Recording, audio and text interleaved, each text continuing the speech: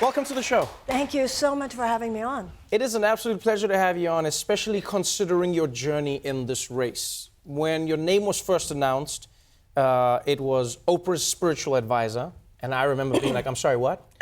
And then, you know, when the debates came around, you're standing on the stage, and you are a spiritual person. You are somebody who speaks, you know, in larger ideas than just what is happening.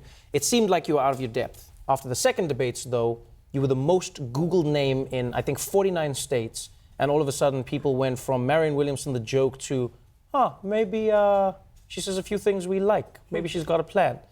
Why do you think you're connecting with so many people who first thought that you were a joke? Well, first of all, even if you look at the first debate, the substance of my words were as serious as any substance on that debate stage. It was the way I delivered my words was a little funny in a couple of places. But the things I actually talked about were as substantial as what I talked about this time. I'm not saying anything everybody I know isn't saying. People have a deeper conversation than the establishment conventional political dialogue presents.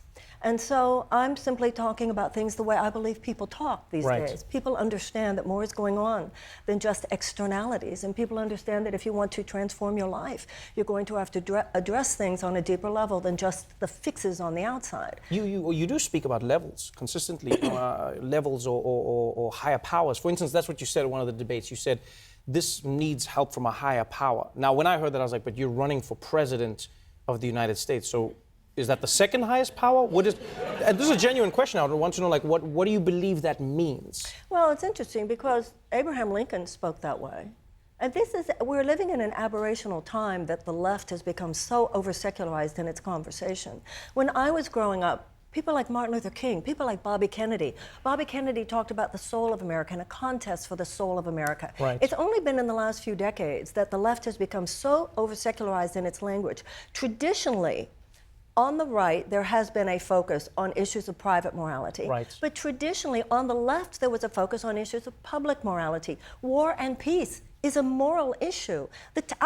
How we tax the rich and make it so much easier for rich people to get richer and harder for everybody else to even make it, that's a moral issue. The fact that we have millions of American children who go to school every day, chronically traumatized, in schools that don't even have the adequate school supplies with which to teach a child to read.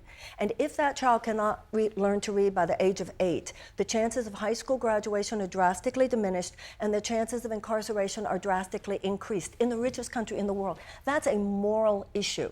The fact that we have 13 million children who are hungry in America is a moral issue. So to me, issues of politics should take as much moral consideration and reflection as anything else. And the fact that we have a society where we have made economic principle, not an economic principle that has led us to anything other than the largest wealth inequality in almost 100 years, 1% of Americans owning more wealth than the bottom 90%, 40% of all Americans struggling on a daily basis.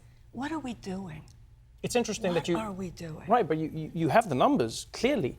And it feels like you have intentionally geared your message towards larger issues and a larger idea. I think in one of the first debates you specifically said, it's one thing to go into the nitty-gritty, but we're not speaking to the larger issues. Donald Trump didn't win by talking about the nitty-gritty. He spoke about the idea of America.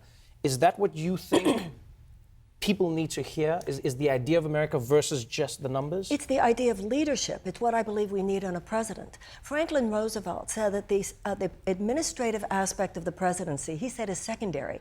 He said the primary role of the presidency is moral leadership. It's not what I believe people need to hear, but it's the conversation I believe we need to have in order to navigate the times in which we live. Right. Do you think then Donald Trump has as much responsibility as a leader to be morally responsible as he is in what he's doing? Because many people on the right will say, well, look, I mean, he says some things and, you know, yeah, I wish he wouldn't tweet and I wish he wouldn't say that. But at the end of the day, he's getting results. Do you think America should just be results-driven, or do you think there's another aspect of being president? Well, first of all, look at the results. I don't know what television shows they're watching. I don't know what newspapers they're reading. This is an administration that has gutted the Clean Air Act. It's gutted the Clean Water Act. It has given permission for chemical companies to sell pesticides that we know are harmful to a child's health.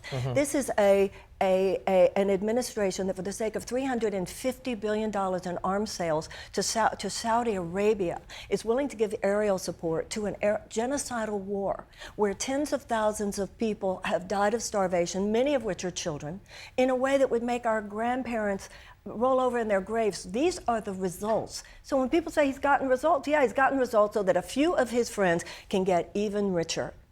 These are the results that we want. Let me ask you this then. Let me ask you this.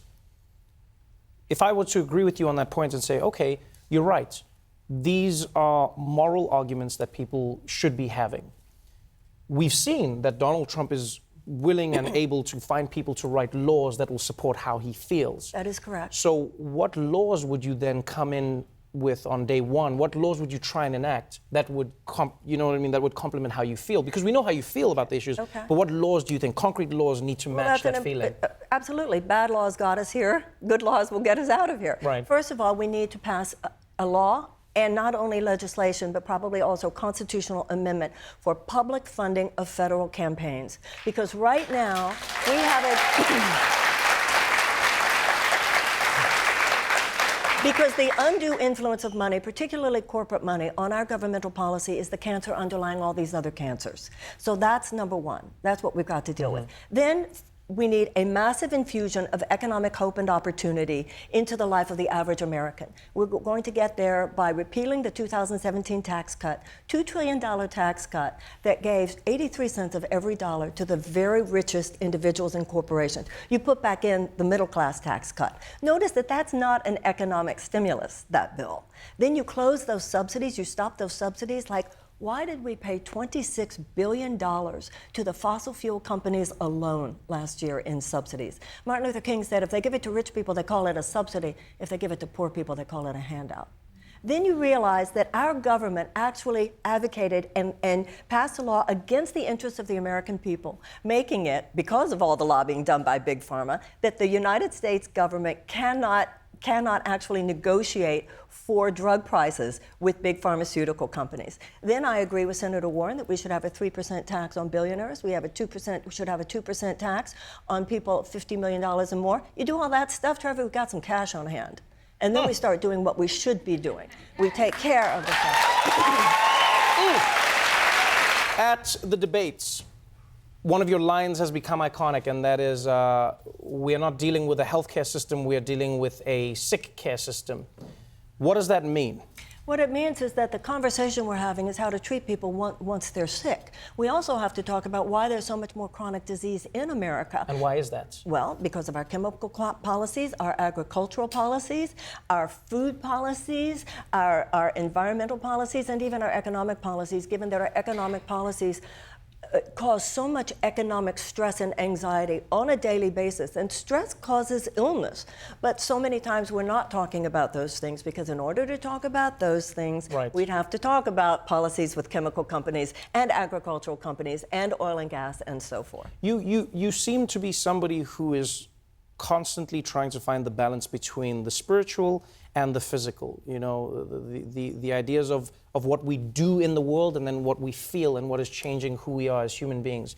You have come under fire, though, for some of those views and how they've come across. For instance, people have said Marianne Williamson is against vaccines, because I think at one point you compared forcing people to get vaccines to Orwellian or draconian ideas. What are your views on vaccines? Well, I've never said anything bad about vaccines. I am pro-vaccines. Infectious disease is a very serious issue.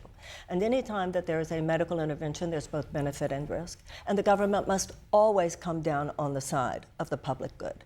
There has been a conversation over the last few years about mandatories and about exemptions, religious exemptions, personal exemptions. Right. And when I made the comment that sounds Orwellian or draconian, I shouldn't have said that, and I'm sorry about saying that. It was a glib way to talk about that conversation.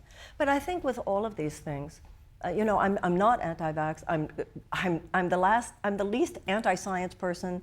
I'm the least anti-medicine person you'll ever meet. I've never told anyone to get off their meds. I've never told anyone not to take medication. Right. People said that specifically in and around, for instance, depression. Yeah. People, you've spoken at length about how you feel people should be dealing with depression, and some people felt like you were saying get off your meds, you don't need them if you are depressed as a person. No one felt that who read what I said. That's the problem we have today. People don't read, though. People don't read, but I found it very disappointing, even on the left, given that I am a progressive, that so much has been repeated about me related to those things, come from websites, tweets that are no different than the Inquirer. Right. And I think that, I think when you're running for office, if people disagree with you, that's democracy. But when people disagree with you based on a false picture of you, a mischaracterization of you, that's damaging to our democracy. So what do you think people who struggle with depression should do? Well, I think the issue is what's depression. There is deep depression. First of all, I have never... psychotherapeutic drugs clearly have a place in some people's lives. Mm-hmm. And I've never had any, and never wandered into a lane having to do with serious mental illness. Right. What I'm talking about is a spectrum of normal human despair. And with that spectrum of normal human despair, I have 35 years of experience working very up close and personal with people within that spectrum of normal human despair. People who have been divorced, whose lovers left, their spouse left, someone they loved died, they had a professional failure, they went bankrupt, their child is on drugs. There are all kinds of serious stresses in people's lives that are not a mental illness. So you feel that the U.S. overprescribes? Do you think that's what it is? There's this... People talk these days, mental health experts. There are as many mental health experts who are sounding the cry with a concern about the overprescription of antidepressants as there are talking about the underprescription. And excuse me, but we are now living at a time where attorney generals all over this country, so I think something like 47 states, are now indicting pharmaceutical executives for their known role in the opioid crisis. So clearly the government, somewhere along the line, the fact that we now know that these pharmaceutical executives overprescribed, overmanufactured, and overmarketed painkillers. It's not that painkillers don't have a place. Painkillers certainly have a place. Right. But we know that the greed led to predatory practices on big pharma. Clearly the government, somebody wasn't regulating correctly. All I'm saying is that on everything, we should know that the American people should feel safe. Clearly, the FAA was too cozy with Boeing, or we wouldn't have the Boeing Max disasters. Clearly, the EPA is too cozy with Dow Chemical, or we wouldn't be selling these pesticides that we know harm a developing child's brain. And clearly, the FDA has been too close with Big Pharma in the fact that we have this opioid crisis. This is not dangerous to discuss. People are saying I'm crazy and dangerous. I think what's dangerous and a little bit crazy is that we're not discussing it. And the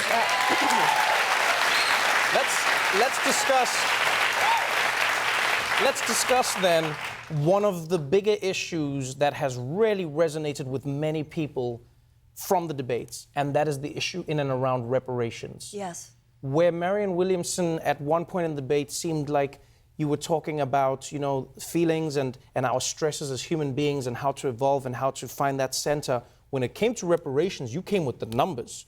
You were like, here's what black people are owed, here's how much they're owed, here's how much black people should be paid by America. This is not a favor, this is repaying a debt. Why have you been so adamant about this issue? Because you've been in it from the beginning. This has been one of your core issues. Why? I've been talking about this since my book, Healing the Soul of America, came out in 1997. When you said earlier, I seem to be balancing spiritual and material, it's not about balancing, it's about applying the spiritual to the material. It's about applying spiritual principle in a practical way. One of those spiritual principles is you can't have the future you want if you're not willing to clean up the past. Now, when Catholics go to confession, or when Jews on the holiest day of the year, the day of Yom Kippur, the days the Jew confesses the sin, has a day of atonement. In Alcoholics Anonymous, you're told that you have to take a fearless moral inventory and admit the exact nature of your character defects. This is as true of a nation as is of an individual, because all that a nation is a group of people. So the same psychological and emotional processes are at play. America will not have the future that we want if we're not willing to clean up this original character defect of racism. Now, I do not believe, it's not my belief or my experience, that the average American is a racist. It's not. But I do think that the average American is woefully undereducated about the history of race in the United States. So I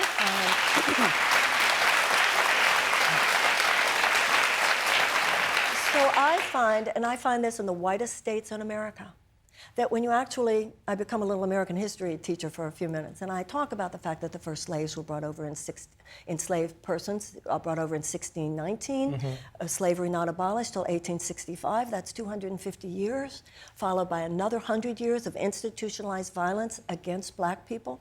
That's 350 years of institutionalized violence. That's longer than this country has been in existence. I tell people about Tecumseh Sherman at the end of the Civil War, promising to every former slave family of 4, 40 acres and a mule. Because think about it, you've been a slave and now you're free, but as Martin Luther King said 100 years later, they were freed, but what were they freed to? So I'm not minimizing the sacrifices or struggles or successes of any of our ancestors, black or white, but the issue of economic restitution, that gap that existed at the end of the Civil War, has simply not been addressed. It has not been achieved, and it's time. So Germany has given $89 billion in reparations to Jewish organizations since the end of World War II. Doesn't mean the Holocaust didn't happen. But those reparations have gone far towards establishing reconciliation between Germany and the Jews of Europe. And in 1988, Ronald Reagan signed the American Civil Liberties Act, where we gave to every surviving prisoner of the Japanese internment camps in World War II between $20,000 and $22,000. So the idea of a people that has wronged another people giving financial restitution in acknowledgement of that wrong, in acknowledgement of a debt to be paid and a willingness to pay it, is not a fringe idea and should not be treated as such.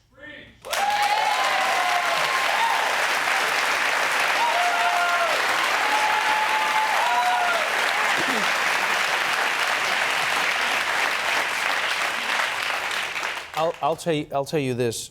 You sound a lot more sane when you have more than a minute to speak. Marianne Williamson, everybody.